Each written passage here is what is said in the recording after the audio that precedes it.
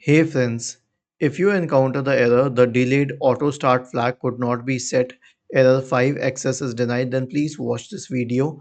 I will guide you through the resolution. So search for registry editor in the Windows search bar and open registry editor. Go to HKey local machine, system, current control set, services, CDPSVC, and then you will find this key named delayed auto start.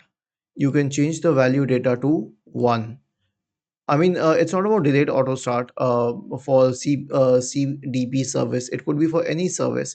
Basically, under the services key, let me show you. Under the services key, all the services are listed. So you can pick any service for which you wish to fix the problem. If it has a delayed auto start key, then you can change it accordingly.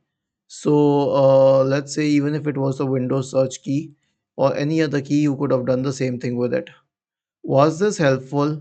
If yes, then please subscribe to the channel, and if not, then let us know in the comment section of the video on how we could help you further.